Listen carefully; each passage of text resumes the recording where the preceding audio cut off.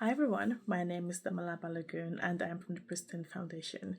So today I'm going to be going through the differences between when a child has ADHD or shows ADHD traits if it's not been assessed versus when a child is showing behavioral issues. Now I do have to put a disclaimer on this. So if you do feel like your child or particular student you think that they might have or showing certain ADHD traits, then they need to get assessed or you need to have your child assessed. This is just examples of what to look out for in a classroom or at home. Now, one of the things that ADHD struggle with is actually following instructions. It's not because that they don't want to, but they struggle to. So, for example, you say to a particular child, "Okay, go and pack your school bag." The child nods, okay, and walks away. Okay, they've heard what you said. They walk away and they come back with, I don't know, a bottle of juice or something different other than what you've asked them to do. So what you need to do, okay, is I need to break down instructions into smaller steps. So use visuals or a checklist. Say first, okay, bring your books, then get your water, okay, and then you wait. So let them do those two things first and then something else. But if you say things like, okay, go and pack your school bag, it's like, okay, pack my scoop. That's a lot. You have to break it down into smaller, tiny chunks for them to be able to assess. And once they've done the first two, you can take it off. Right, okay, well done. You've gotten your school bag or you've gotten your books. Now go and get this or go and get that. Just breaking it down, just so they don't forget and just don't get overwhelmed either. Now, a child that is being stubborn, they've heard you nice and clear. They understand what his task is. You've asked them to go and pack the school bag, okay, but they refuse. You might hear things like, "No, I don't want to," or "I'm not going to," or "I'm busy," or something other than what you've asked them to do. Now, one of the things that you need to do is just to stay calm, hold it, breathe. Okay, so use calm but firm consequences. So it's enough like, okay, I asked you to pack your bag. If you don't do it in the next 5 minutes, no TV or no toy or no chocolate. I don't know, whatever it is that they actually like. Okay, use that as a way of of getting them to do what you want them to do, basically. So taking things that they like, taking that away from them as a consequences, that could help as well. So I think the key note to take from this is that an ADHD student, they've understood what you've said. Now, their brain might take a bit of time to collect the information and then apply it. So they might forget on their way what you've asked them to do if you don't chunk it down. Now, a child that is showing behavioral issues know what you've said, they just don't want to do it. Okay, so that's the difference between the two. Now, another one is when a child lets out answer. Do you have those students in your classroom? I know I do. Okay, when you ask a question, before you even land the question, the child is already blurting out the answer without putting their hand up or following certain rules in a classroom, just depending on your class, really. So, a child with ADHD, so they would sometimes blurt out answers or talk over people. They're not being rude, but because they can't control their impulses, so they have to just say it out. Say it out, especially if it's something that they're very excited to talk about as well. So one of the things that you can do is teach turn taking using visual cues or take it and talking object. So praise them, when they wait. So when you see them like they're reeling their hand because they're so excited to tell you something, you might go to another person to ask them the answer, and you might say, "Okay, well done, so and so for waiting and taking turns. After so and so, it will be your turn, so you can say your answer."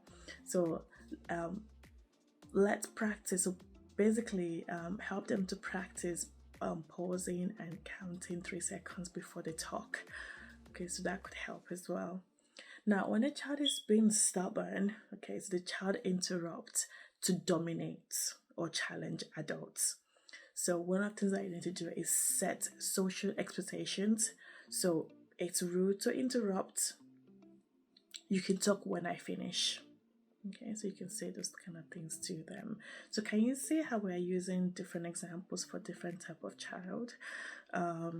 So in, you tend to know your students anyways as teachers and as parents as well. The time is spent with them, so you know when a child is being, blatantly rude, and also when there might be something else to it. So I think that's what this video is about. It's about, okay, let's not rush for us to think a child is misbehaving. Let's just have a look at other things first. And then once we've done that, then we can then say, okay, maybe it's actually behavioral issues, or maybe there's something else to it. Now, a child with ADHD could also get distracted as well. So during homework, for example, they keep looking out of the window, tapping their pen, asking random questions. They want to do their work, but they just can't focus. So I have students in my classroom that really struggle with things like that. Like I can see when they're looking away, or I can see when just like they're zoning out, and I'm like, okay, you're right, you're zoning out, And then what you need to do then is just check, okay, do you know what you're doing? Have a look at their work. Or break it into short bursts. So basically, what thing I would say to them is, if I have 10 questions on the board, I would say to that particular student, okay, I want you to do 2 questions, or I will circle the questions in their book. Right, I want you to do 1, 2, 3, 4 for me. Once you've done that, call me. I'll come and have a look, and then you can do the next 2 questions. So just breaking it down into smaller chunks. The other students don't need it; they just complete the 10 questions. But for some students that shows ADHD traits, you might just need to just chunk it up for them. One of the things I tend to do as well is give breaks. So sometimes they just need they're overwhelmed, so they actually need a bit of break. So it might be that, okay, after you've done 4 questions, I'll just give you a few seconds or a few minutes, just relax, chill out, and then I'll come back, and then you have to do these 2 other questions for me as well. Now, when the child is being stubborn, so they're focused on distracting you or avoiding work deliberately. So they might say things like, I don't want to do the work, or I'm not bothered about doing the work, or I don't care about it. Just rude conversations, really. So one of the things that you could do is just natural consequences and choices. So you can finish now or miss playtime later. Your choice, so they can decide. Okay, or you can finish now, or you can I don't know, not play with the particular toy, or just basically remove a bit of incentive, and that would tend to help as well. Now, another trait is forgetting tasks or losing things. So, for example, a child forgets their pencil or homework at home. Have you heard that so many times? Or, I forgot my homework at home. I've actually done it, but I just didn't remember to bring it with me. Not because they don't care, but because they have poor working memory. This is for ADHD students. So again, use visual checklists, routines, or a ready-to-go basket by the door parent. That's something you can do as well. So you might have a basket where before they actually leave the house, they pick up their homework from the basket. Check your basket, see if you're not missing anything, get their homework, and then go to school. So check your chart, books, lunch, pencil case, things like that as well. Are they all in your bag? Do a checklist for the actual child or student.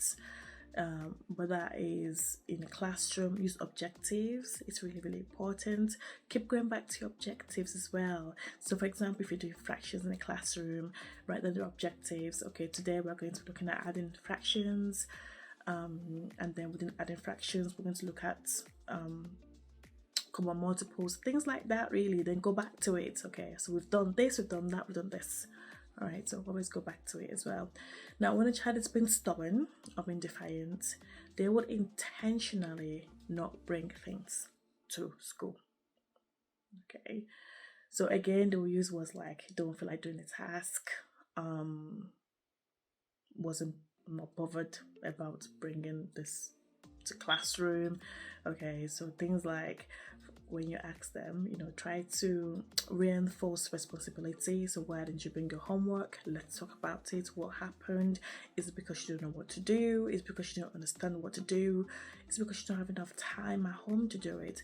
Is it because you don't have the space to do it? Because some kids, they don't have a safe space to learn as well. So trying to get to know what has happened and then put things in place for that student.